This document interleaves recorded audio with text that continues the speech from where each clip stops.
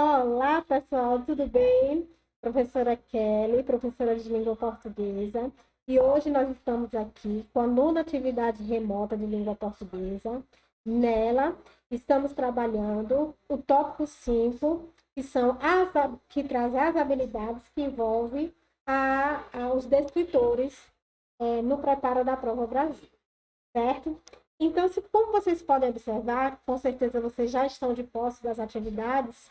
é, Logo no início, como eu já tinha dito para vocês, nossas atividades de língua portuguesa, desculpa, ela sempre vem no formato de como se nós estivéssemos em aula presencial.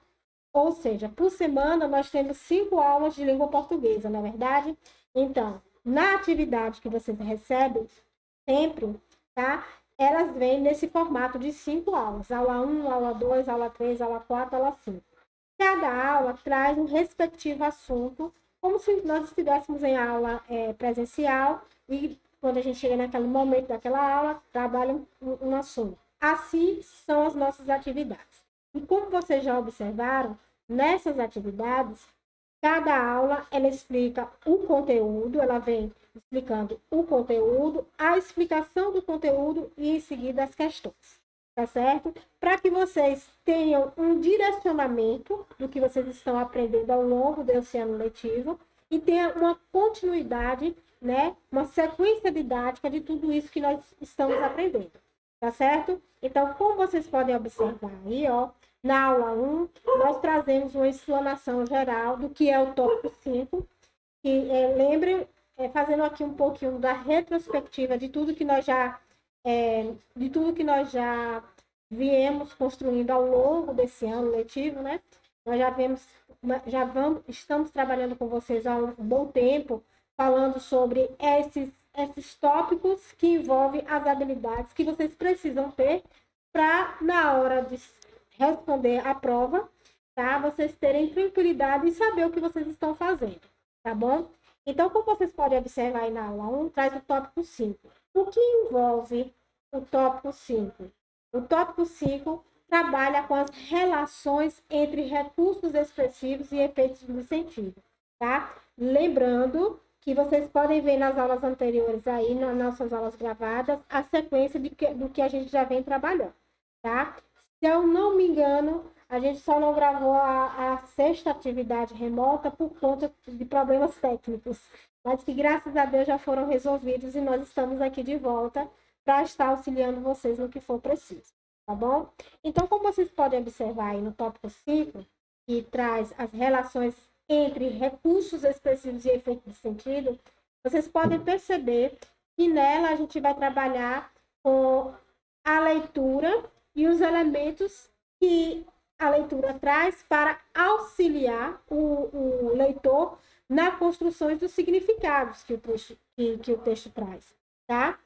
Então, por exemplo, cada gênero textual proporciona ao leitor um desenvolvimento de estratégias, né, de antecipação, de informações que levam à construção do significado. Então, esses recursos expressivos, eles são bem-vindos no momento que nós estamos lendo um texto e a gente precisa compreender qual a mensagem que aquele texto está passando para a gente, tá?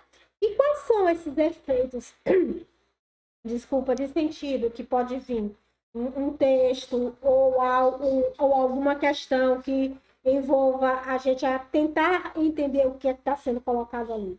Bem, nós podemos usar como efeito de sentido palavras no sentido, por exemplo, lá no texto tem assim, e Maria gritou por socorro. Socorro! Essa expressão socorro, geralmente, ela vem bem em maiúsculo no texto, bem com aquelas letras bem, né?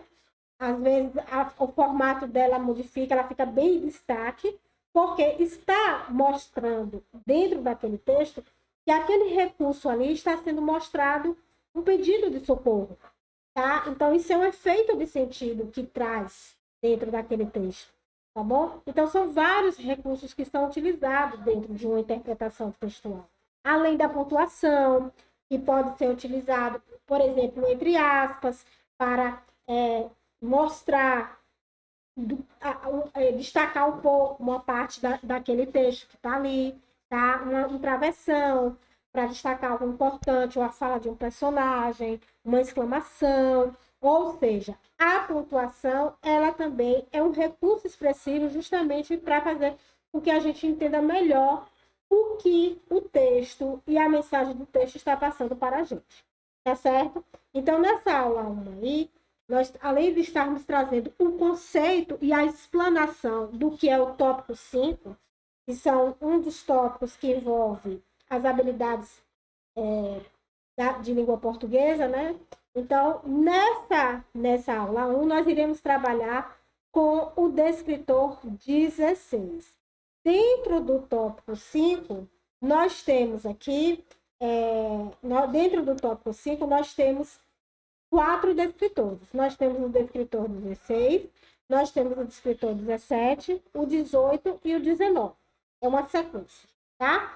E cada descritor, ele traz uma habilidade diferente, algo que a gente precisa observar dentro desses recursos específicos, o que a gente precisa observar no momento de interpretar e avaliar aquela questão, tá certo? Então, nós vamos começar na aula 1 com o descritor 16, que é o quê? Identificar efeitos de ironia ou humor em textos variados, tá? Então, o descritor 16 vai justamente trabalhar a identificação da ironia ou do humor em diversos tipos de textos.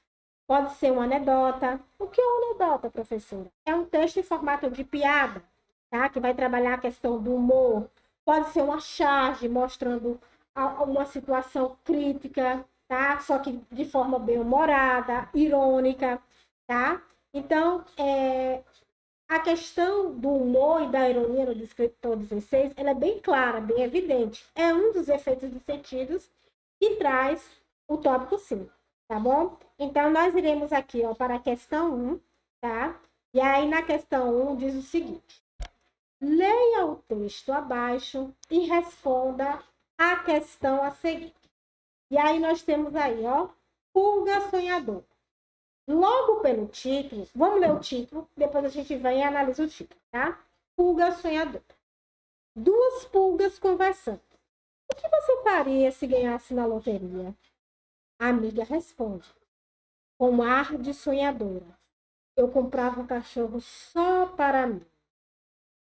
Antes da gente partir para a questão, a gente tem que primeiro perceber que tipo de texto eu tenho ali.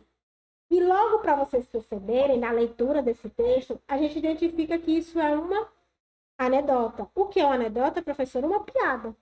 E a gente percebe que é uma piada pelo sentido humorístico que traz o texto, tá? Primeiro pelo título, pulga sonhadora. A gente sabe que pulga é um inseto. E dentro desse texto, a gente vê que ele traz o inseto como se fosse uma personificação humana. É como se fosse humano, porque quem sonha, quem idealiza os sonhos, são seres humanos, e não insetos. Insetos não têm sentimentos, né? Inseto não tem idealização de vida.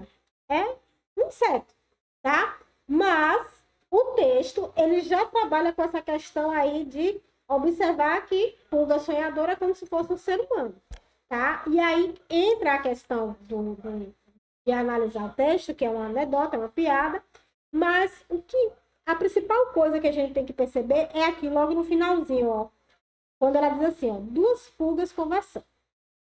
O que você faria se ganhasse na loteria? Ganhar na loteria não é uma ação humana, é um sonho humano, tá? A amiga responde com a sonhadora. A partir daqui, a partir desse momento aqui, há uma quebra da expectativa, há um momento da quebra do humor. O humor acontece exatamente aí agora, quando ela responde a pergunta.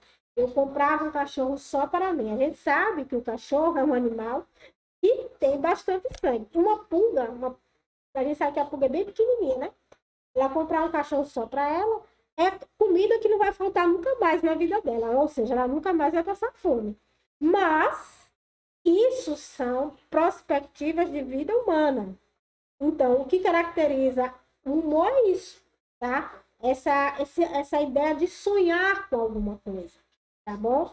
De ser uma pulga, né? Então, aí a gente agora vem para a questão. O que provoca o humor no texto? E depois dessa análise, dessa explicação que eu fiz aqui para vocês, vai ficar muito fácil de vocês responderem essa questão, né? Letra A, duas pulgas conversando. É isso aí que provoca o humor na questão? Letra B, pulgas sonhar em ganhar na loteria. É isso que provoca o humor? Letra C, o fato de a pulga ter um sonho de consumo como se fosse um ser humano. Preste bem atenção, tá? E letra D, a pulga sonhar com algo impossível, tá? Lembrando, quem tem sonhos são seres humanos, tá certo? Então vamos para a questão 2. Prova da cidade 2012, leia o texto abaixo. Ainda vamos trabalhar com o descritor 16, tá? E aí a gente vai ler o texto aqui e a gente já vai identificar que tipo de texto a gente tem ali na questão. As duas noivas. O ônibus parou e ela subiu. Ele se encolheu, separando-se da outra, as mãos enfiadas entre os joelhos e olhando para o lado, como se adiantasse. Já tinha sido visto. A noiva sorriu, agradavelmente surpreendida. Mas que coincidência! E sentou-se ao seu lado.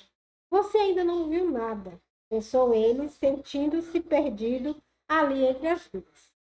Queria sumir, evaporar-se no ar, num gesto meio vago que se dirigia tanto a uma como a outra. Fez a apresentação com a voz sumida. Esta é minha noiva. Muito prazer, disseram ambos. Fonte Sabino Fernando, obra reunida, volume 3, editora Nova Aguilar, S.A. Rio de Janeiro, 1996, página 148, com. E aí, gente, o que foi que vocês compreenderam desse texto? É um texto bem claro, tá? Conta o título, as duas noivas, significa que o rapaz, a ideia central do texto é essa. O rapaz estava enganando as duas moças. Só que as duas moças perceberam que estavam sendo enganadas naquele momento em que a outra se aproximou, tá? A gente pensa que um é amante, a outra é a noiva, mas na realidade ambas são as noivas. E como é que a gente vai perceber isso? Na hora que ele apresenta as duas. Esta é minha noiva. E as duas, prazer. Ou seja, as duas respondem ao mesmo tempo. Por quê? Porque tanto uma quanto outra também se acham que são noivas dele. Então, a gente percebe, analisando o texto, que é um texto irônico, tá? A principal característica desse texto é a ironia. Trabalha com a questão da traição, tá? A traição masculina, certo? E aí a gente vem agora para a questão que pergunta o seguinte. No texto, a ironia está no fato de que as moças, aí nós temos a opção A, se conheciam. Essa aí a gente já pode até eliminar logo de graça, né? Elas não se conhecem. Letra B, se cumprimentaram. Opção C, falaram ao mesmo tempo. E a opção D, noivaram com o mesmo rapaz. Então, gente, uma dica que eu dou para vocês quando vocês estiverem respondendo qualquer prova de qualquer concurso, seja lá qual prova que vocês estiverem respondendo. Primeiro passo é analisar o texto, depois vem para a questão, e na hora de responder a questão, vocês vão eliminar as que você tem certeza que não é. Porque aí já dá menos trabalho para você avaliar aquelas outras. Então, você já elimina as que você tem certeza que não é e deixa aquelas ali que tá, né, perturbando um pouco vocês. Aí, vocês voltam para o texto e analisam o texto para depois voltar para a questão novamente. Não tem errada. Vocês não têm, com esse processo, vocês não têm errado. Vão conseguir analisar tranquilamente o texto, tá bom? Nós vamos agora para a aula 2 e na aula 2 nós iremos trabalhar com o descritor 17. O descritor 17 vai trabalhar com o efeito de sentido decorrente do uso da pontuação e de outras notações. Ou seja, no descritor 16, vai trabalhar com a questão do humor e da ironia. No descritor 17, ele já vai trabalhar com a questão do uso da pontuação, né, para poder analisar o que está pedindo a questão ali. Tá? E aí a gente vem para a questão que diz o seguinte. Questão 3, leia o texto abaixo e responda. É bom dormir depois do almoço? Depende. Pessoas que têm problemas de estômago ou sofrem de insônia e apenas... desculpa, gente. É bom dormir depois do almoço? Depende. Pessoas que têm problemas de estômago ou sofrem de insônia e apneia do sono, entre parênteses, abre parênteses, interrupção da respiração por mais de 10 segundos enquanto dormem, fecha parênteses. Não deve cochilar depois do almoço, pois esse descanso pode, respectivamente, prejudicar a digestão e comprometer o sono da noite. Fora isso, a cesta, comum entre países como Espanha, Itália, desculpa, minha mão bateu aqui, né? Espanha e Itália, não tem qualquer contradição e pode ser uma forma eficiente de recarregar as baterias. Sem ela, o organismo de muita gente não funciona bem, afirma a neurologista Dalva Poyares, coordenadora do Instituto do Sono da Universidade Federal de São Paulo, Unifesp. Segundo os especialistas, além de tornar a pessoa mais ativa e produtiva, a cesta pode melhorar a digestão, pois deixa o organismo livre para concentrar suas energias no funcionamento do sistema digestor.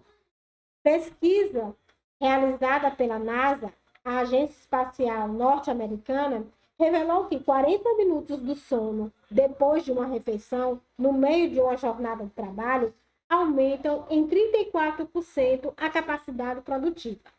A única ressalva é quando o tempo de duração e ao horário do cochilo, para não perturbar, aliás, desculpa, é que deu um pouco tudo aqui, aumentaram em 34% a capacidade produtiva. A única ressalva é quanto ao tempo de duração e ao horário do cochilo. Para não perturbar o sono noturno, ele não pode ser superior a 1 hora e deve ocorrer preferencialmente entre 1 e 17 horas, conforme o relógio biológico de cada um. Explica abaixo. Esse texto foi retirado desse endereço eletrônico que tem aqui embaixo, ó, tá? E tem até o horário de acesso, tudo certinho. Vamos, antes de ir para a questão, lembra que eu sempre digo para vocês, vamos analisar primeiro o que fala o texto. Vocês perceberam aí que o texto é um texto informativo. Por quê? Porque ele trabalha com a informação sobre o quê? Sobre a hora que é bom dormir depois do almoço, tá? Então, o tema central é esse. A sesta, né? Que é a hora de aquele cochilo que geralmente o ser humano dá depois da hora do almoço, tá? E aí o texto vem falando sobre a questão desse tema, tá? Que é a sesta. Entretanto, dentro desse texto, ele traz 2 pontos, traz um ponto positivo e traz um ponto negativo. Para aqueles que sofrem de sono e apneia e problemas do estômago, a cesta ela não é bem-vinda, tá? Ela não pode ser feita para não prejudicar a pessoa. Mas para quem não tem nenhum desses problemas, ela é muito bem-vinda e até ajuda a melhorar a capacidade produtiva dessa pessoa que está tirando a cesta, tá? E os horários, que é bem-vinda essa cesta, é a 1 hora da tarde e às 17 horas da tarde, para não prejudicar a hora do sono à noite, tá? Então, analisando o texto, a gente já percebeu que o texto é um gênero que trabalha com a informação, tá? Ele vem informar, vem falar sobre um determinado assunto, e aí a gente agora vai para a questão, tá? No trecho, abre aspas, abre parêntese, interrupção da respiração por mais de 10 segundos enquanto dorme, fecha parêntese, fecha aspas. Os parênteses foram usados com a finalidade de quê? Esse parênteses que está aqui, ó, quando ele fala assim, interrupção de respiração por mais de 10 segundos, ela vem, esse parêntese aí, vem antes de que informação? Aí a gente vem aqui, ó. É bom dormir depois do almoço? Depende. Pessoas que têm problemas de estômago ou sofrem de insônia e apneia do sono, aí abre parêntese, interrupção da respiração por mais de 10 segundos enquanto dorme. Isso está depois da palavra apneia do sono. Ou seja, significa que esse trecho que está entre parênteses aí está explicando uma informação anterior, uma informação que vem antes, falando sobre a apneia do sono. E aí, analisando a questão, aí a gente vem aqui. No trecho, interrupção da respiração por mais de 10 segundos enquanto dorme,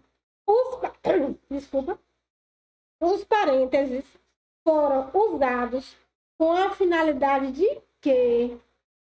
Opção A, comentar um acontecimento. Opção B, detalhar uma informação. Opção C, esclarecer um vocábulo. Opção D, introduzir nova informação. Analise direitinho, tá? Vai lá no início do texto, como tá pedindo lá, ó. Veja o que é que esse abre parênteses e fecha parênteses com essa informação que está aí, está ligada a quê?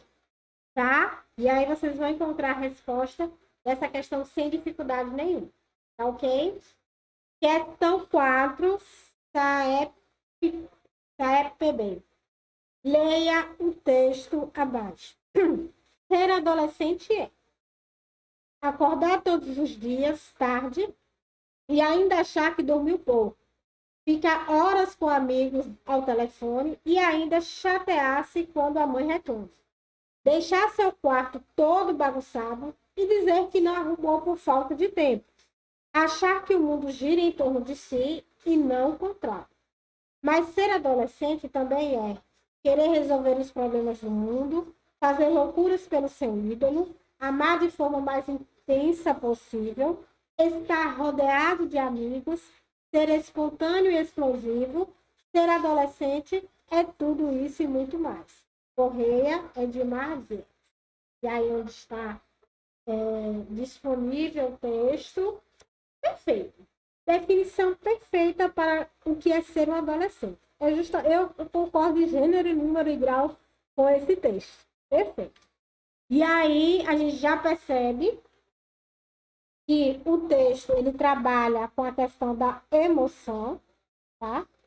É um texto emotivo, tá bom? Trabalha com uma conceituação mais voltada para o lúdico, né? Aquela magia do que é ser o adolescente, explicando de uma maneira lúdica, tá? E aí a gente agora vai para a questão. Diz o seguinte, descritor 17.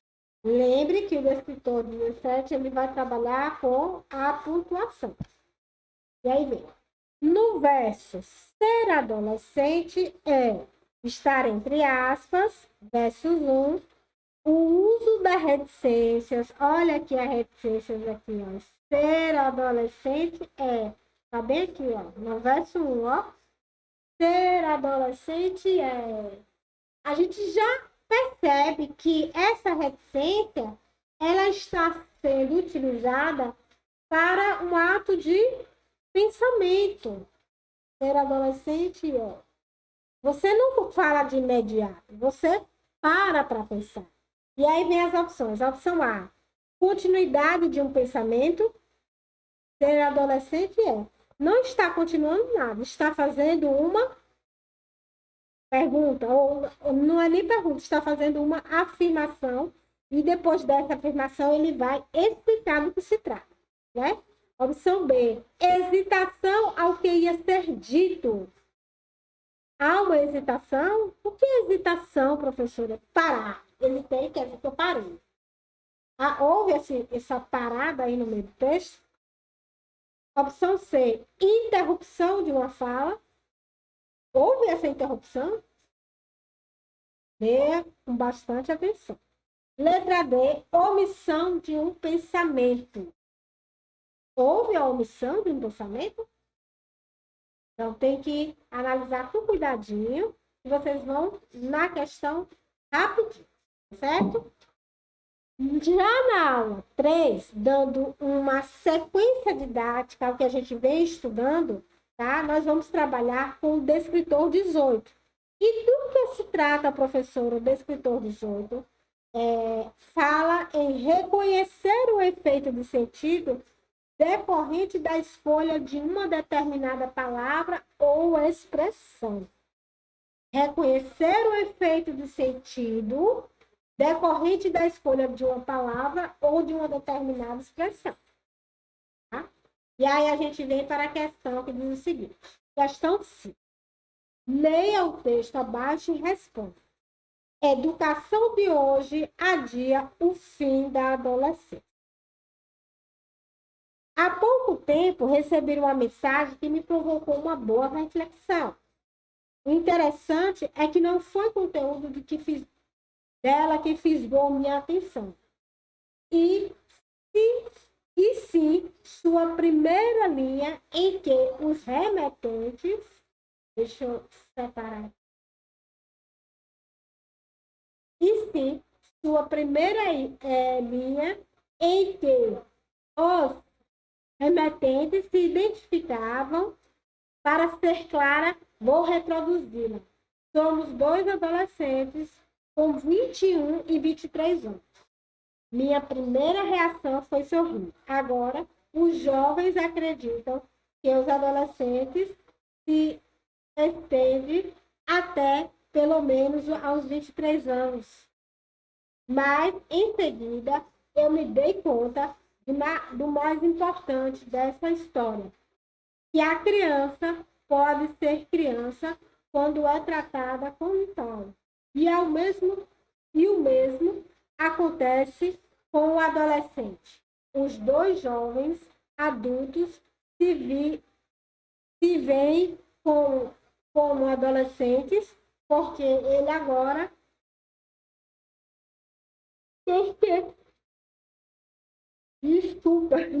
porque de alguma maneira contribuímos para tanto.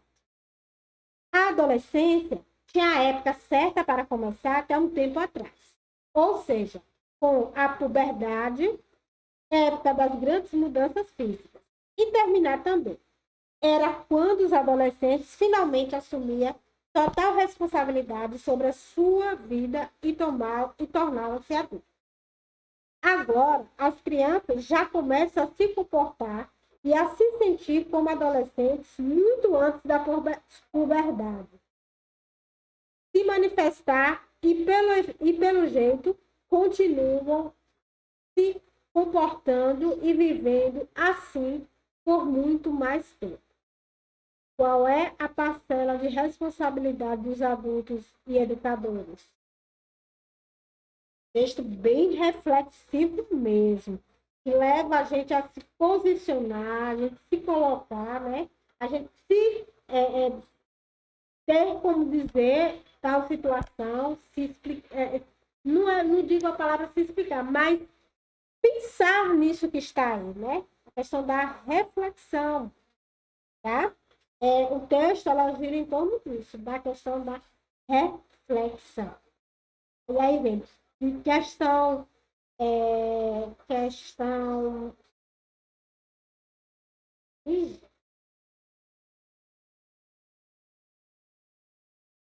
3, tá, 4, questão 5, perfeito. Então, nós estamos aqui na questão 5.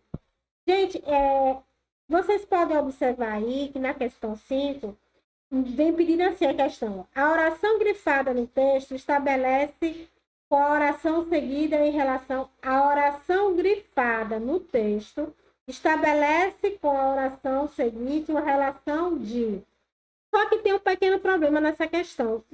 Eu e nós, professores, acabamos esquecendo de fazer, de destacar a oração, a frase, né? Que era essa aqui, ó. Somos dois adolescentes. Seria essa aqui, ó, que era para ser destacada. Mas eu não destaquei, infelizmente. Então, a quinta questão, que a resposta é a letra D, tá? Ela vai ser eliminada por conta que a gente não destacou aqui a expressão que a gente queria que vocês analisassem. Tá certo? Então, anule a quinta questão. Ok? Pode marcar um X aí e colocar o nome nulo, que ela não tem validade por conta desse erro. Tá ok? Então, vamos para a questão 6. Na questão 6, deu uma travadinha aqui no meu computador, pronto. Na questão 6, voltou. Esse computador tem aquele trava, é muito engraçado. Então, vamos ver. Na questão 6, continuando a trabalhar o descritor 18, que é justamente trabalhar o quê? O efeito de sentido recorrente de uma determinada palavra ou expressão, tá? Então, o descritor 18, ele vai trabalhar justamente em analisar, né, essa questão de uma determinada palavra ou expressão que está ali para ser analisada, tá? E aí a gente vem lembrando a vocês que na quinta questão ela foi eliminada, e aí a gente agora parte para a sexta questão. E na sexta questão, aí nós vamos trabalhar com o gênero textual, que é campanha publicitária. Como vocês podem observar no cartaz aí, está chamando a atenção da população para a prevenção da gripe, tá? Os cuidados que devemos ter, como devemos nos portar quando estivermos na rua, tá? Como se prevenir. A campanha publicitária aí está se referindo à prevenção do vírus da gripe, tá? E aí vem questão 6, descritor 18. Nesse texto, a palavra previna-se indica, a palavra previna-se, ela indica o quê? Um elogio, um protesto, uma orientação ou uma ordem. A palavra previna-se está se referindo ao elogio, a um protesto, a uma orientação ou a uma ordem. Analise com bastante atenção. Está bem claro aí. Sem dúvida nessa questão. Tá? E aí, vamos para a questão 7, que é da cidade de Salto, Tocantins, tirado em 2011. Leia o texto. A princesa e a rã. Era uma vez, numa terra muito distante, uma princesa linda, independente, cheia de muita autoestima. Ela se deparou com uma rã enquanto contemplava a natureza e pensava em como maravilhoso o lago do seu castelo era relaxante e ecológico. Então, a rã para o seu colo e disse: linda princesa, eu já fui um príncipe muito bonito.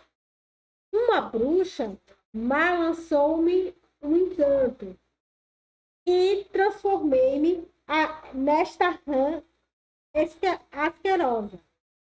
Um beijo teu, no entanto, há de me transformar de novo num príncipe e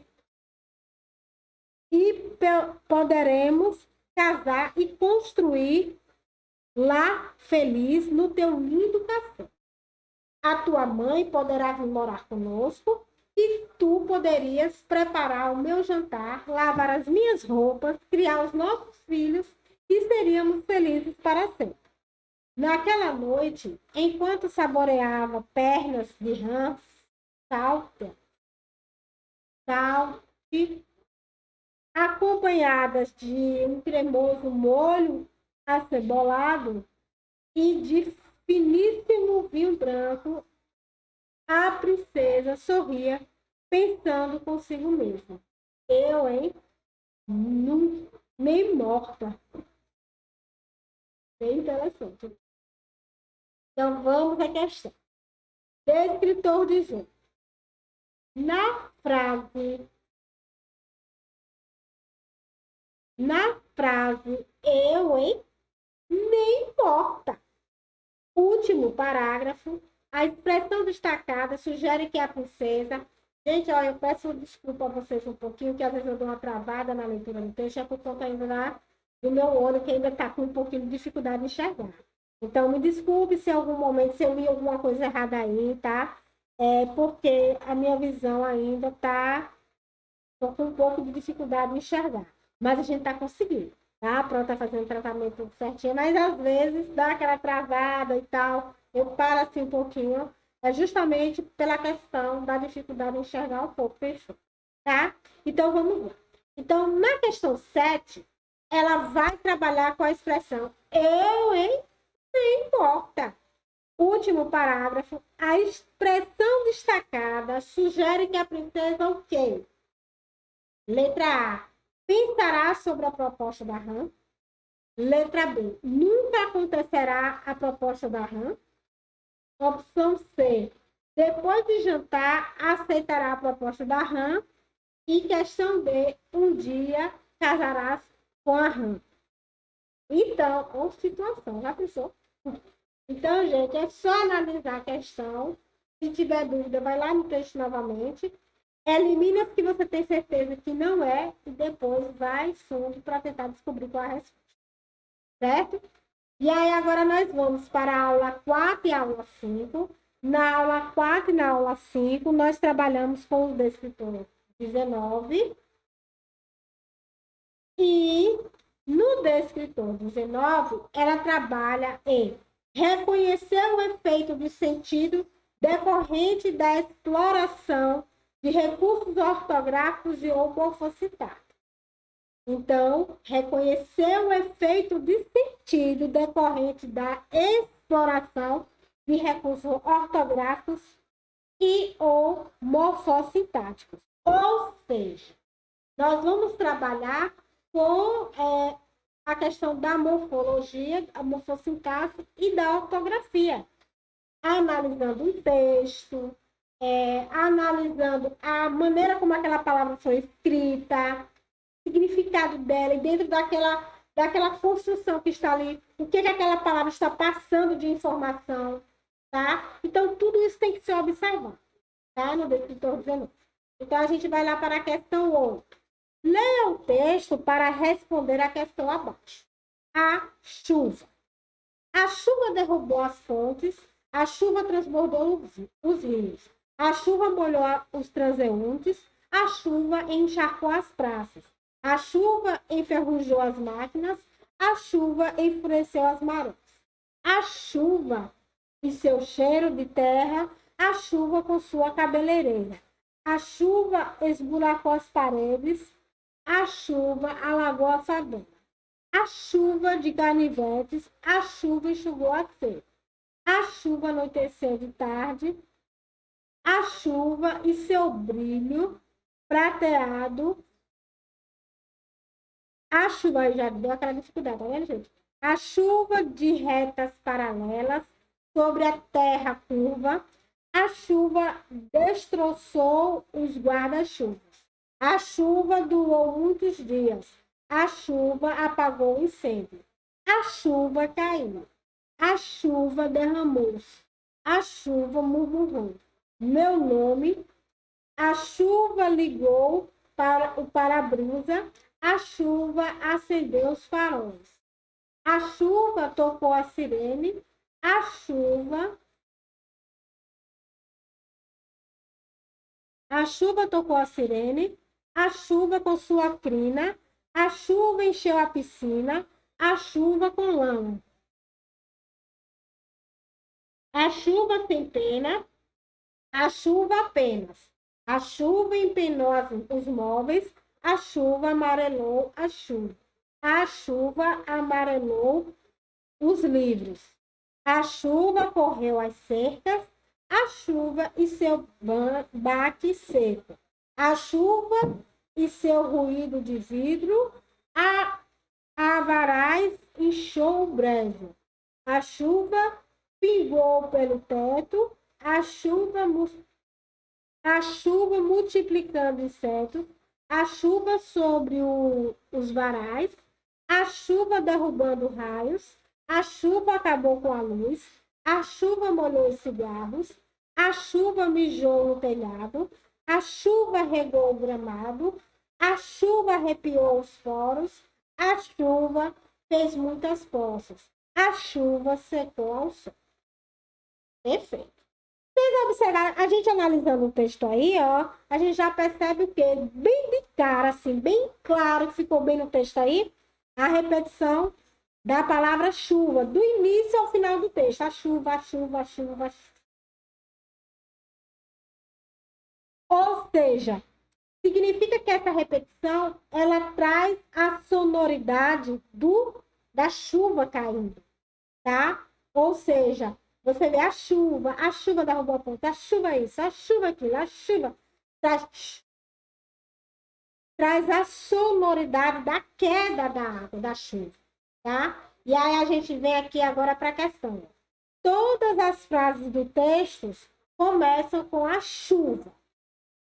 Esse recurso é utilizado para o quê? Bem claro. Opção A, provocar a percepção do ritmo e da sonoridade. Opção B, provocar uma sensação de relaxamento dos sentidos. Opção C, reproduzir exatamente os sons. Reproduzir exatamente os sons repetitivos da chuva.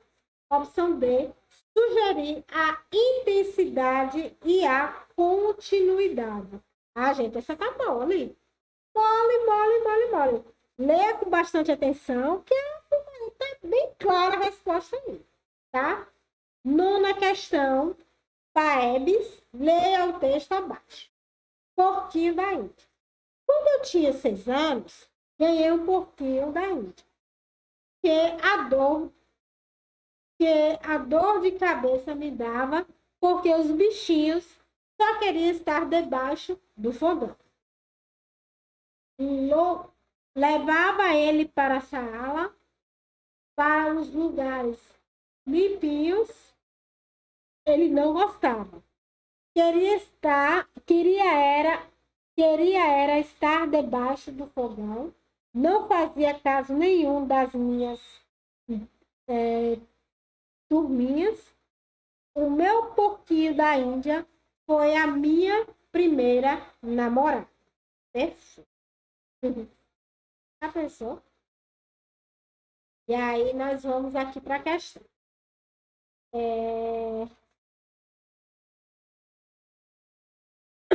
Manuel Bandeira, Libertinagem, Estrela da Manhã, Rio de Janeiro, Nova Fronteira, 2000. Foi de onde foi retirado esse trecho, tá? E aí, no poema, o uso dos diminutivos pouquinho, bichinho, limpinhos e ternurinha indica o quê? Atividade, deboche, desconsideração ou insatisfação. É só ir lá no texto, analisar com bastante atenção, e aí você vê aqui, ó, no poema o uso de diminutivos porquinho, bichinho e limpinhos, a ternurinha indica o quê? Afetividade, deboche, desconsideração e insatisfação. Moleza. E a última questão, não menos importante, vai trabalhar com o descritor 19, que fala que o ensino com foco em habilidades e competências permite que sejam desenvolvidos processos gerais de raciocínio, em vez de contemplar a memorização de conteúdo. Perfeito, perfeito. E aí nós temos aqui, leia o poema abaixo e responda a questão abaixo.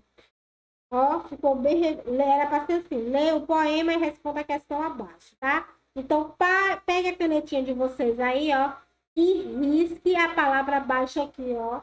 Como eu vou fazer aqui, ó. Deixa eu vir para que... Ai, meu Deus. Pronto. Aí vocês vão pegar aqui, ó, página inicial e ou vocês eliminam, tá? Ou vocês eliminam aqui. Desculpa. Ou passa um corretivo, a caneta, só tira esse, para não ficar com abaixo, tá? Perde, fica a pergunta sem, né? E aí vocês já observaram, gente. Isso aqui é um pássaro em vertical. Isso aqui é um pássaro, tá? Vocês percebem que é um pássaro. Mas quando a gente olha para o texto, a gente sabe que é um poema concreto. E o que é um poema concreto? É quando a gente pega aquele tema que está dentro daquele poema, aquele assunto que está dentro daquele poema, e geralmente a gente mostra ele no formato do tema que está ali. Por exemplo, como nós vamos falar de pássaro em vertical, a gente ainda não sabe do que se trata o texto, tá? Mas se a gente idealizar um pássaro em vertical, vertical é assim, né? Então significa que esse pássaro está caindo. Mas vamos ter certeza do que estamos falando. Então vamos lá. Pássaro em vertical. Cantava o pássaro e voava, cantava para lá, voava para cá. Voava o pássaro e cantava. De repente, um tiro seco.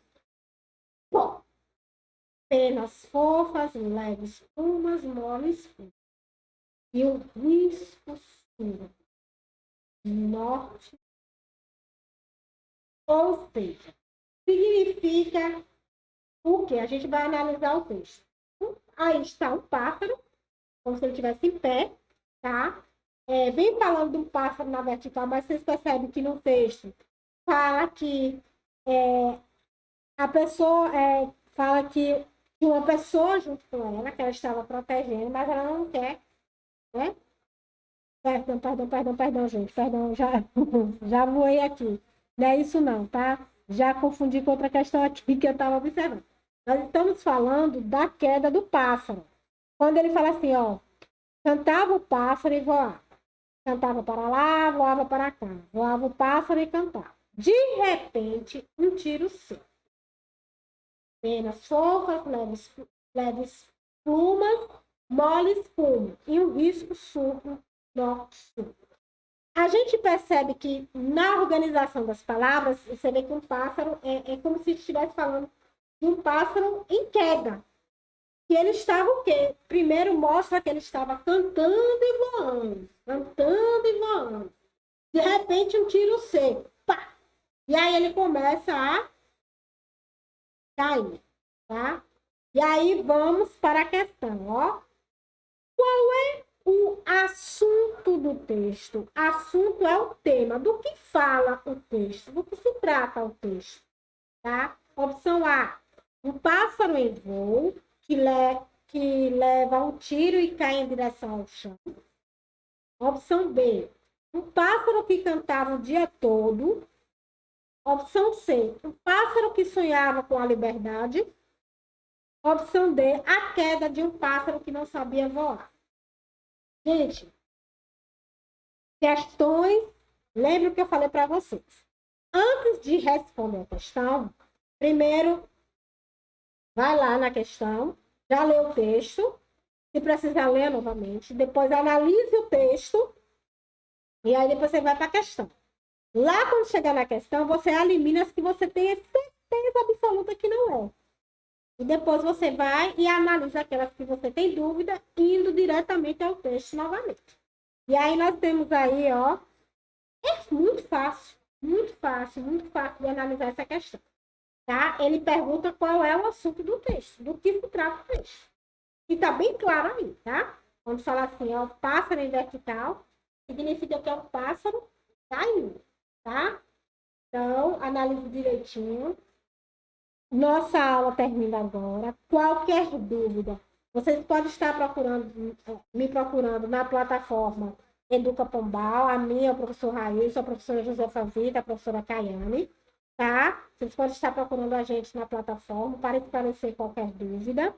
Ou, se preferir, vocês podem estar procurando a gente lá nos grupos do WhatsApp, que estaremos disponíveis para tirar qualquer dúvida. Tá certo, gente? Então, eu vou acabar aqui agora a aula. Qualquer dúvida é só procurar a gente. Um forte abraço da professora Kelly e tchau, tchau. Até a próxima aula, gente.